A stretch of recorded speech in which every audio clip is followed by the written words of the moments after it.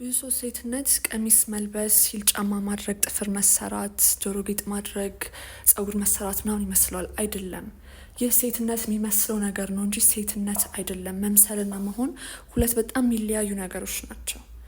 ሴትነት ኃይል ነው። ፌሚኒቲ ኢዘን ኤነርጂ። ኃይል ደግሞ በተፈጥሮ አይታይም፣ አይዳሰስም፣ ይሰማል። ራይት። ሶ አንድ ምሳሌ እሰጣችኋለሁ። ወንድ ልጅ ከኋላው ሴት ስታልፍ ያውቃል፣ ባያያትም ያውቃል፣ ይሰማዋል፣ ሴትነቷ ይሰማዋል። ስለዚህ ዞር ብሎ ያያል። ከሩቅ ሴት ልጅ ስትመጣም የሆነ የሚሰማው ስሜት አለ። ምንም ጫፏን ሳይነካት፣ ምንም ኮንታክት ሳይፈጠር ከሩቅ ሴት ልጅ ስትመጣ የሚሰማው አይነት ኃይል አለ። እንደ እሳት ነው፣ እንደ ነበልባል ነው፣ ይመታዋል። እህትስም ሶ ዳትስ ደ ፌሚኒን ኤነርጂ። የሆነ የሚታይ የሚዳሰስ ቁሳዊ ነገር አይደለም፣ ኃይል ነው።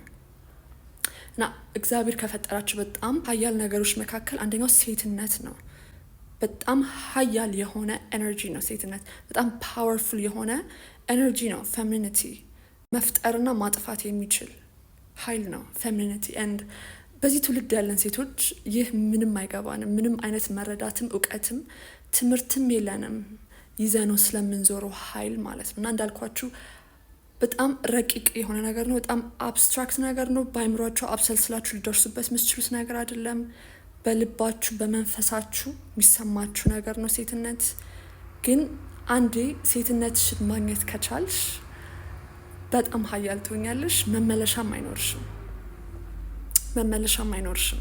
በሳይኮሎጂ ላይ ያለኝንም እውቀት በመጠቀም አሁን ላይ የሜንቶርሽፕ ፕሮግራም እየሰጠው ነው። በwebclass.com ማግኘት ትችላላችሁ። ሴትነታችሁን እንዴት መረዳት እንደምትችሉ፣ እንዴት ከሴትነታችሁ ጋር ኮኔክት ማድረግ እንደምትችሉ የሚያስተምሯችሁ ኢሰንሻል የሆኑ መሰረታዊ የሆኑ ትምህርቶችን፣ ምክሮችን በግል ዌብሳይቴ webclass.com እየሰጠው ነው።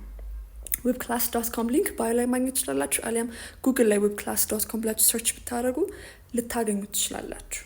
የሴትነት ኃይልሽን አንዴ ከተጎናጸፍሽ በኋላ ውበት ያንቺ ነው የሚሆነው፣ ሞገስ ያንቺ ነው የሚሆነው።